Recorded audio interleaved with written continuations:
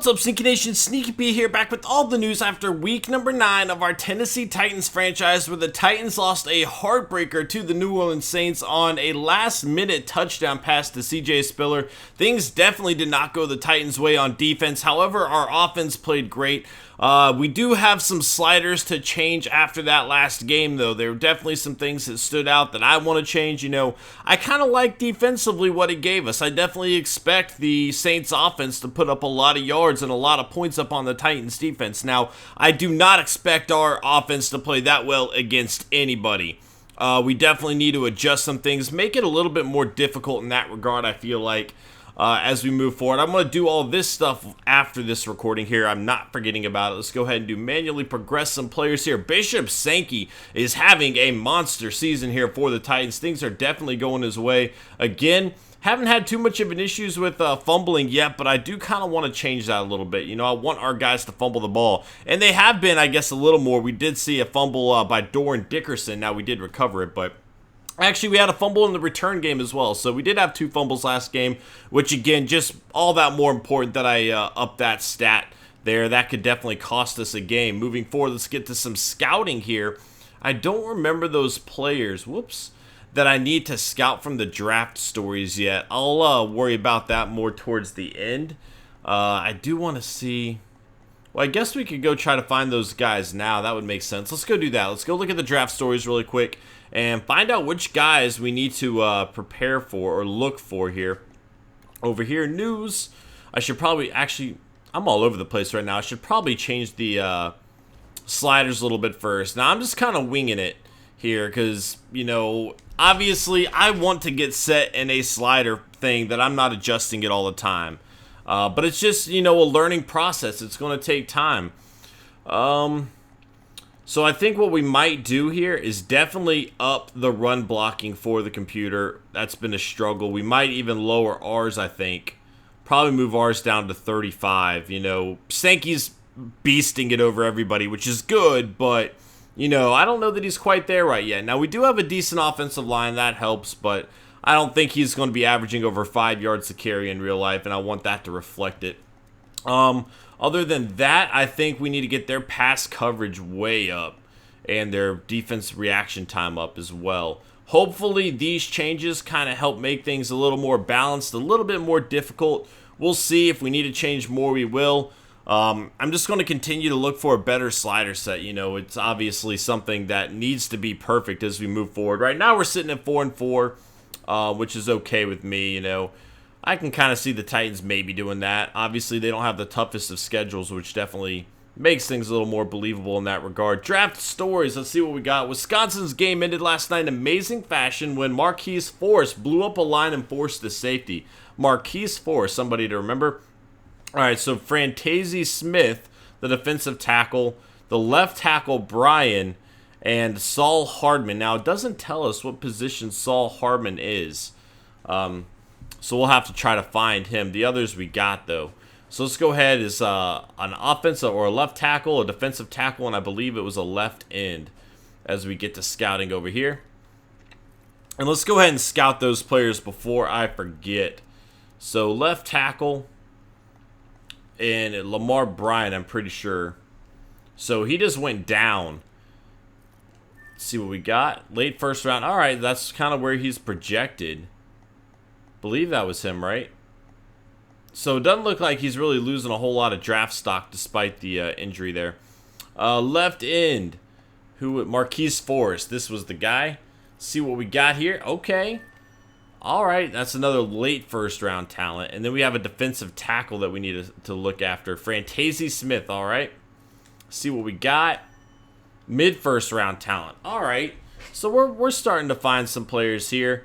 Granted, they're projected to go there anyway, but I'm trying to let's go up to the top of the draft. You know what? We need to do this because I need to find out who these guys are. Who are the early first round picks? And this guy's projected to be it.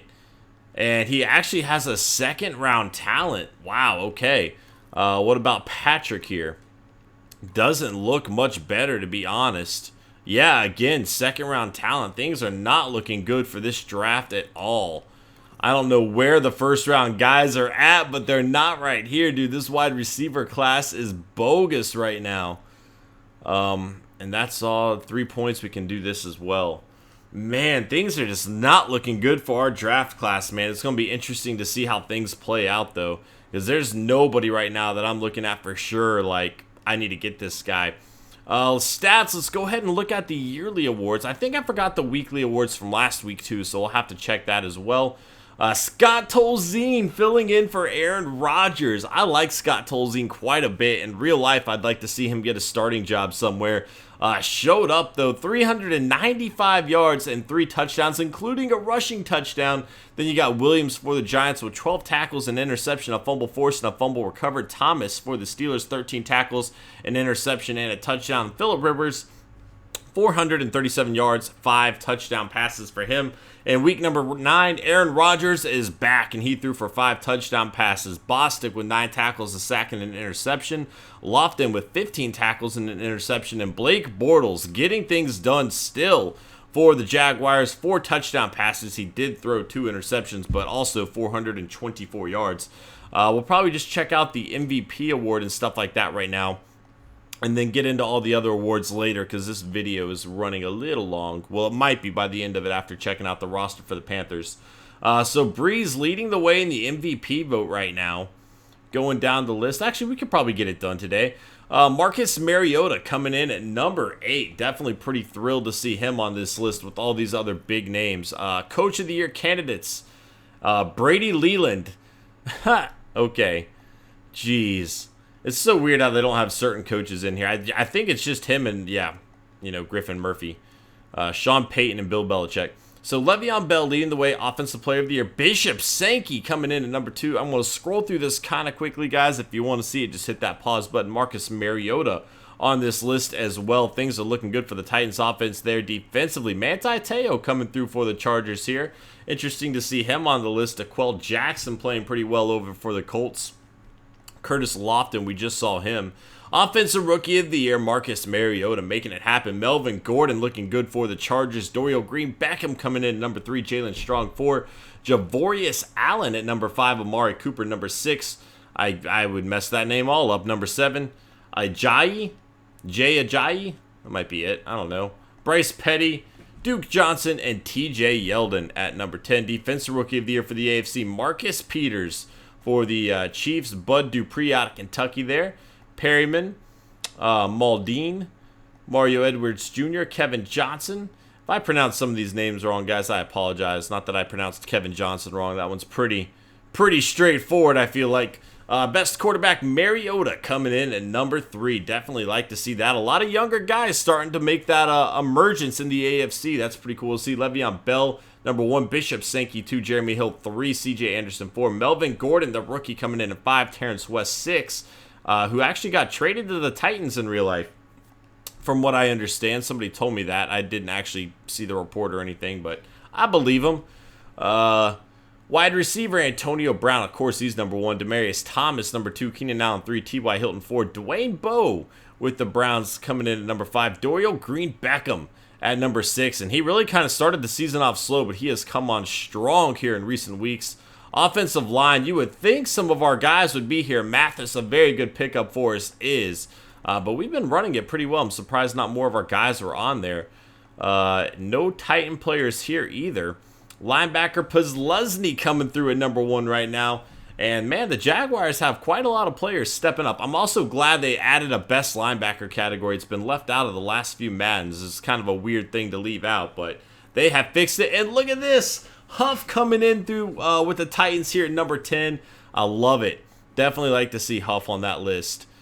Checking out the NFC really quick. Again, we're going to scroll through this kind of quickly. Drew Brees, or Russell Wilson, Offensive Player of the Year, which is weird because Drew Brees is currently leading the way in the MVP vote. Colin Kaepernick, the 49ers, 4-5 right now. Aaron Rodgers down there.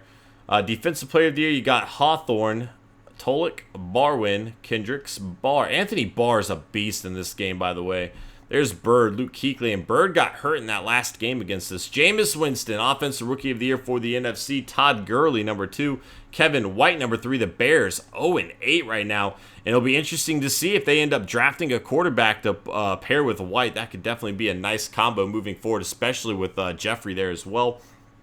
Mike Davis for the 49ers. Wow, definitely didn't anticipate him getting a whole lot of time there.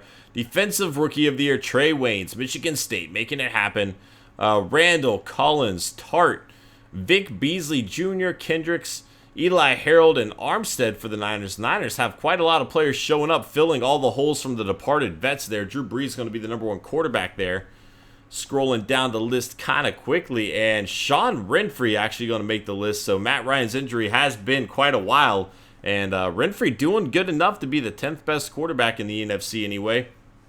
Jameis Winston going to be number 9, the rookie there, number 1 overall pick. Reggie Bush getting a lot of time at running back, so the Niners are clearly running the ball a lot to have Davis and Bush both on the list here.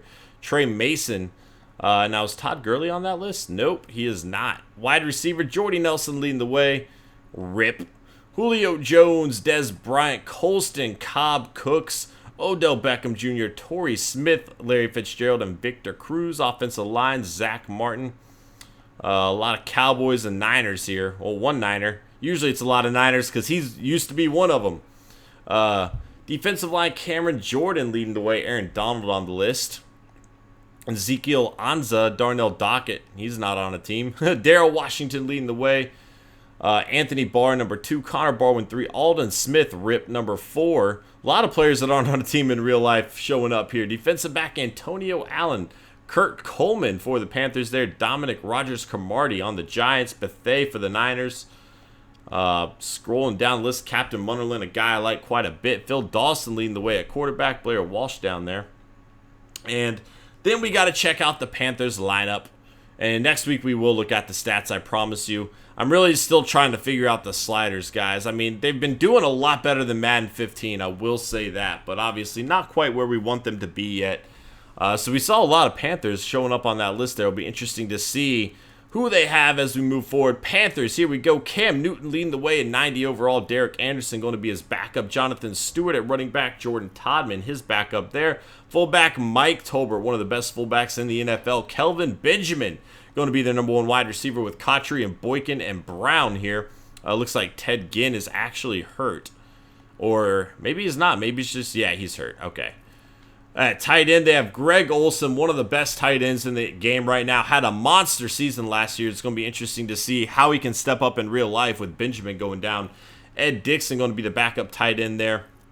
Offensive line-wise, not looking that good here for the Panthers. They are struggling. Khalil is actually out with an injury right now. So Turner, the best player along this offensive line, really not a whole lot to lean on. And Jonathan Stewart is going to need some help.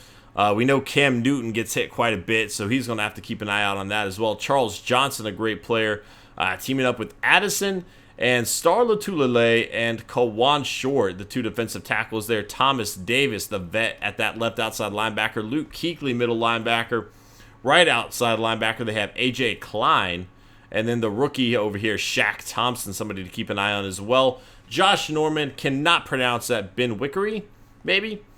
Charles Tillman going to be the corners there. Trey Boston at free safety. Strong safety, you got Kurt Coleman. We just saw his name show up there. Graham Gano and Brad Nortman going to be the kickers there. Brown and Todman are going to be the return game. Brown and Todman again, both returns. Guys, that is going to be it for this episode. Thank you so much for watching. I hope you enjoyed. If you did, please smash that like button. It helps me out a lot. And I will see you guys at Week 10 as we take on the Panthers. Later.